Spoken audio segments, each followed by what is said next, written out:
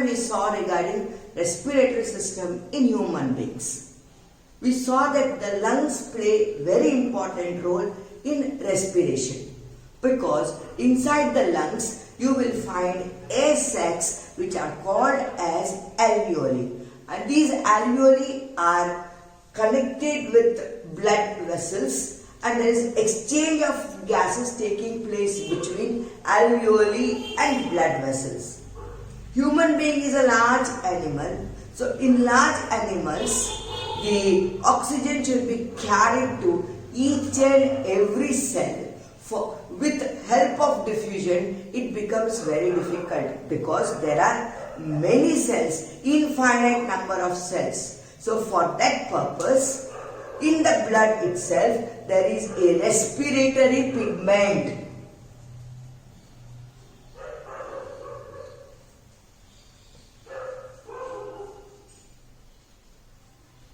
Which is called as hemoglobin.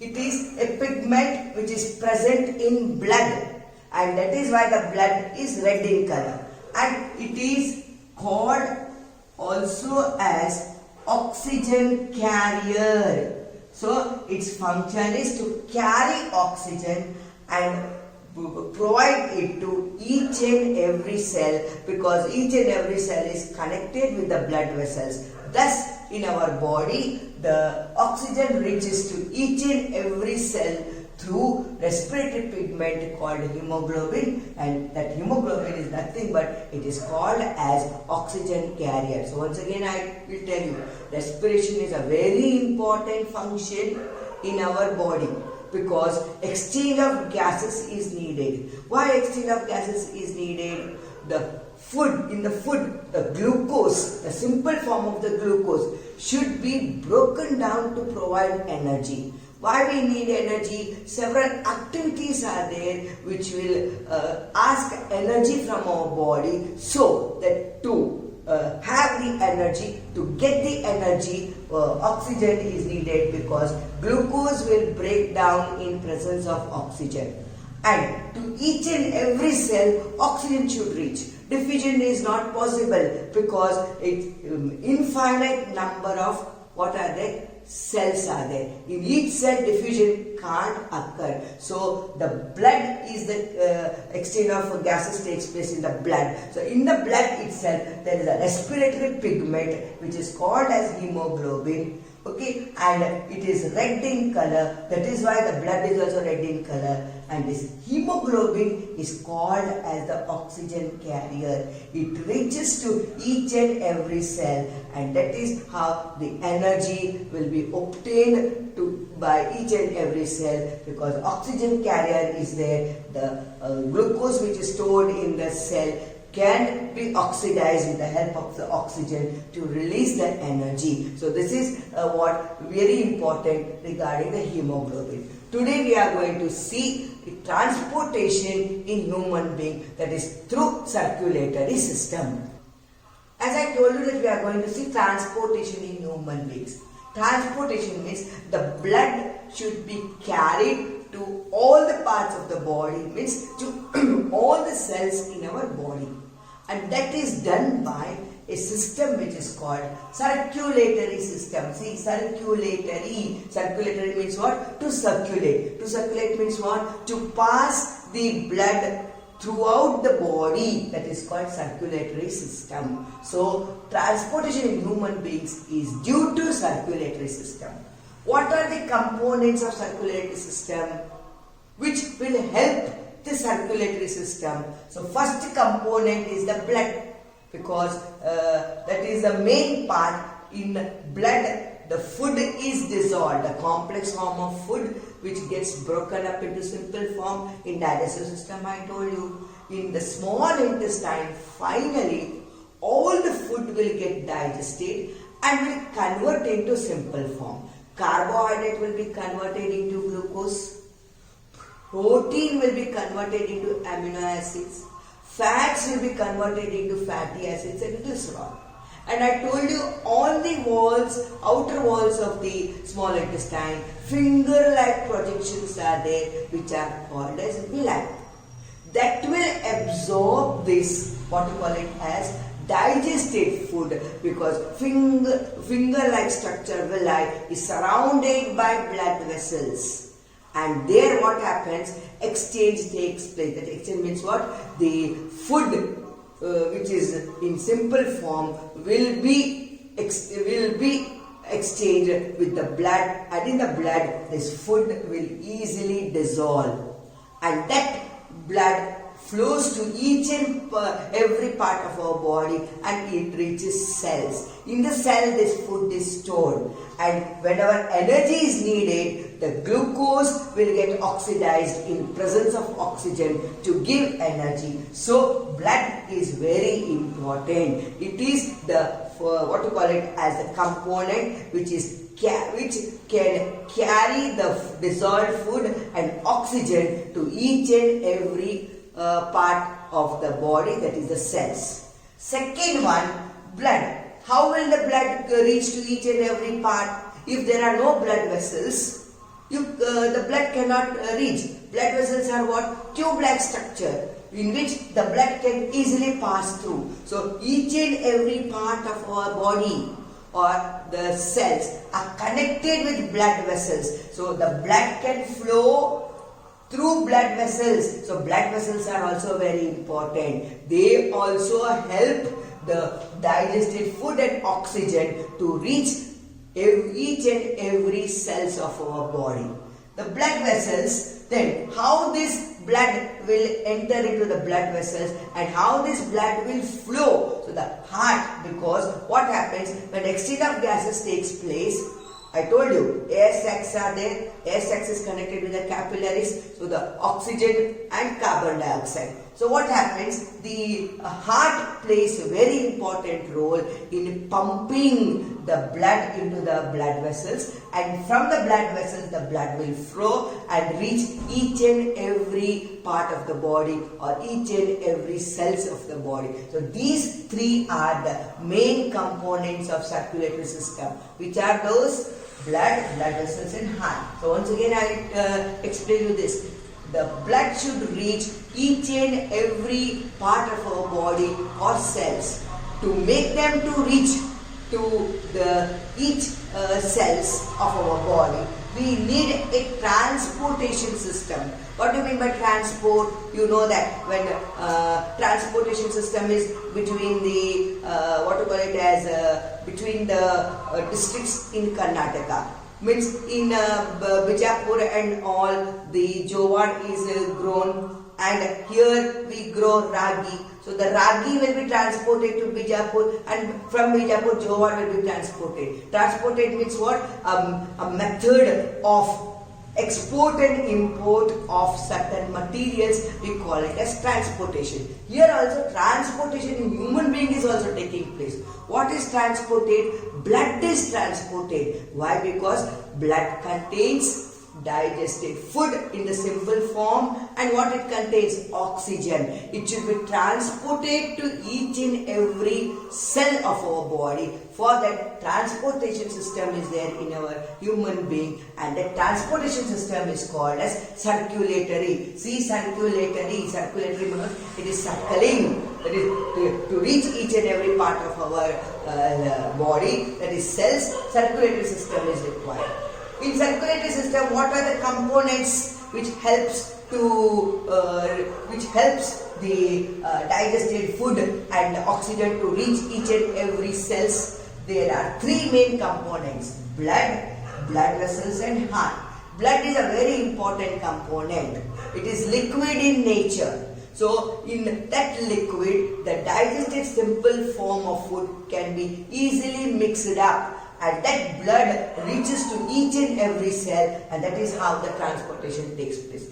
Blood has to flow. To flow, what we require? Some tube-like structures we require, and that is, without blood vessels, blood cannot flow to each and every cell. So blood vessels are required, and to make the blood to flow through the blood vessels, heart is required, because heart will pump the blood into the blood vessels. So these three are the important components in circulatory system. Now let us see the first component in circulatory system. What is the first component? Blood. What is blood? It is a specialized body fluid.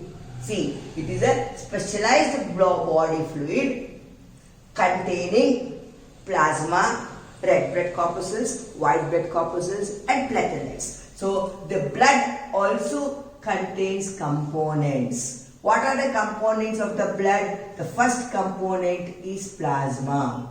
The second component is red blood corpuscles. Third component is white blood corpuscles. And the fourth component is platelets. Let us see the components of blood. First component is plasma. What is plasma? It contains 90% of water. That is why the blood is fluid. So plasma what? Plasma contains 90% of water. Along with that, it contains proteins and it contains hormones. So plasma is made up of water plus proteins plus hormones.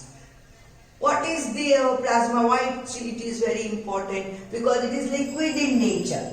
So the liquidity or the fluidity is given to the blood by plasma, so that the blood can flow very easily through the blood vessels and can reach to each and every cell of our body. So what does plasma contain? 90% of water plus proteins plus hormones. What does the plasma do? What is the function of plasma? What is the function of the plasma? Plasma will protect our body. So, protect our body. From what does it protect? Protect our body from the diseases caused by bacteria, virus and fungi. That is the function of plasma. So what does the plasma do? It protects our body from the disease producing bacteria, virus and fungi. It also does one more function. It helps in clotting of blood. So it helps in clotting of blood. What do you mean by clotting of blood? When you fall down, the epidermis, that is the upper part of the skin, get ruptured and the blood starts coming out. The blood will flow for a few seconds. After that you will see that the blood stops flowing because in the plasma there is a substance which can clot the blood and stop the flow of the blood. Imagine if the blood continuously flows out of your body, what will happen? Your body will become weak. So this is regarding the first component of blood, which is called as plasma. So plasma, what does it contain? It contains 90% of water. Only water is there? No. It also contains proteins and hormones.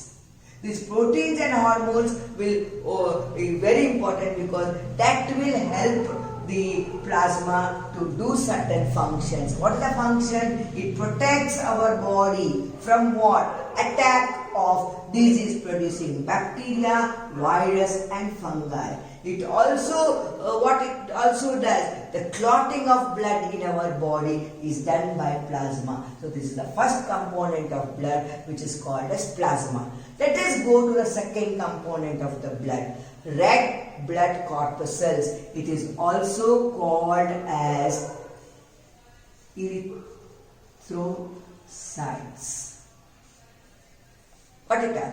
So, what is this blood component is? That is, what does it contain? It contains very important pigment. Before this I explained you. in respiration, that the respiratory pigment, because the large animals diffusion of oxygen to each and every cell is not possible because we are having number of cells. So what will happen at that time is that the respiratory pigment called hemoglobin that is present in this RBC. So RBC, what does RBC contains? Contains red pigment called hemoglobin. Very important pigment. It is called as oxygen carrier. What it is called as oxygen carrier. So erythrocyte, RBC is also called as erythrocyte. It contains red pigment which is called hemoglobin. It is an oxygen carrier, and hemoglobin has given the RBC the red color, and that red color is in the blood due to the presence of hemoglobin. What is the function of hemoglobin? Now you can see oxygen carrier. What is the importance of this oxygen carrier? It should reach each and every cells of our body for what? For the oxidation of glucose. So the energy can reach to each and every part of our body. So what it does? It helps in oxidation of glucose. So body can get energy. So that is why this is an important function of RBC. If RBC is not there in our body, then energy we won't get. So what it is? Oxidation of glucose is done with the help of the hemoglobin, which is oxygen carrier, and that will release the energy in our body. So this is regarding RBC, which is called as erythrocyte. Now look here. This RBC, it is produced. Where it is produced, you know, RBC is produced in bone marrow. So, produced in bone marrow. What is called as bone marrow? Our body is made up of bone. Bone is hollow, but inside the bone there is a substance which is called as bone marrow. It is a very important substance inside the bone, and in that bone marrow the RBCs are produced. So when RBC count becomes less in a human being, okay, at that time the doctors will check about the bone marrow, the density of the bone marrow. If the density of the bone marrow reduces, the production of RBC will also decrease. So RBCs are produced in bone marrow. So once again we will see regarding the second component, which is called as RBC. It is also called as erythrocyte. What does it contain? It contains a red pigment which is called as hemoglobin. And I explained you earlier, what is this hemoglobin? It is an oxygen carrier. Very important because it should reach each and every cell of our body. So what is the function? The oxygen carrier hemoglobin reaches to each and every cell of our body. So oxidation of glucose is done, and due to that the body gets the energy. To get energy from the body, hemoglobin is very important, and hemoglobin is present in RBC. Where are these RBC born? They are born or they are produced in bone marrow. So this is regarding the second component, which is called as RBC. Let us go to the third component, which is the white blood corpuscles. It is also called as leukocytes. It is made up of granules. Granules means small particles. Now, if you take the sand, in the sand you can see small stones which we call it as granules. The same way the leukocytes is made up of granules, small particles. These small particles are very important. There are different small particles present in the leukocytes, and all those particles are very important because its function is it is what you call it as, it is one type of a defense mechanism in our body.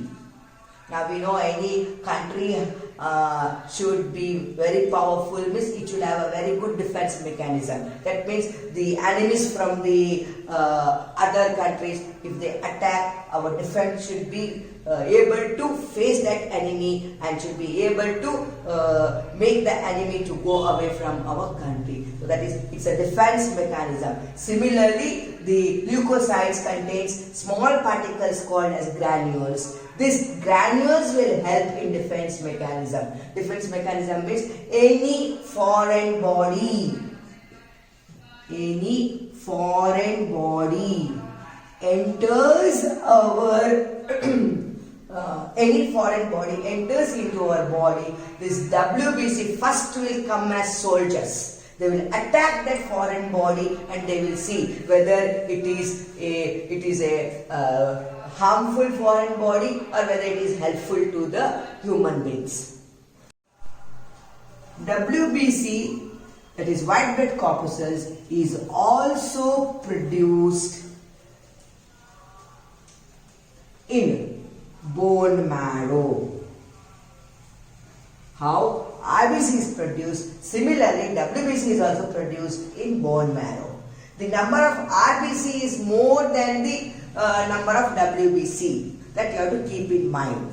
And the RBC is more, so which contains hemoglobin, so our blood is red in color. Now we will go to the last component of blood, which is called as platelets. It's a very important component because it contains thrombocyte, a cell. This thrombocyte is very important because I told you that plasma does the clotting of blood because the clotting of blood is due to this thrombocyte. Okay, so thrombocyte is a very important component which is present in platelets. Its function is helps in clotting of blood. I explain you what is meant by clotting of blood. Okay, so these are the four components of blood.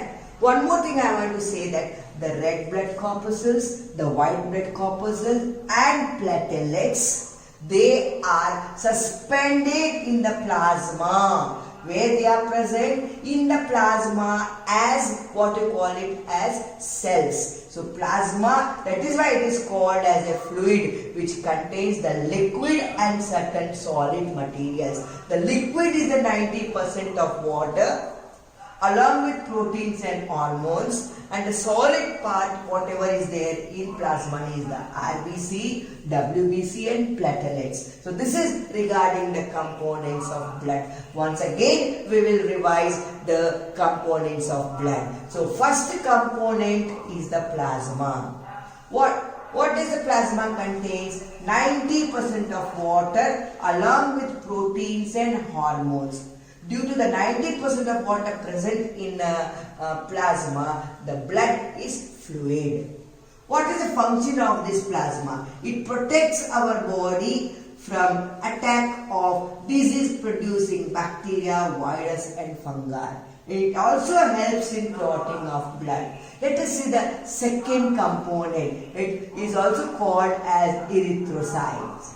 It contains the erythrocytes, or the RBCs contains a red pigment called as hemoglobin, and this hemoglobin is oxygen carrier. It carries the oxygen. It helps in oxidation of glucose in each and every cell of our body, and it gives energy. It is produced in the bone marrow. The third component of blood is WBC, which is called as leukocytes. It contains granules or small particles. Different types of granules and small particles are present in white blood corpuscles. Its function is defense mechanism. Any foreign body enters into our body, the white blood corpuscles comes as soldiers, fight against this, and they will see whether they are harmful or useful for the body. So that is what a defense mechanism it is. It is also produced in bone marrow, and the last component is platelets. It contains thrombocyte, which helps in the clotting of blood. So these are the 4 important components of blood.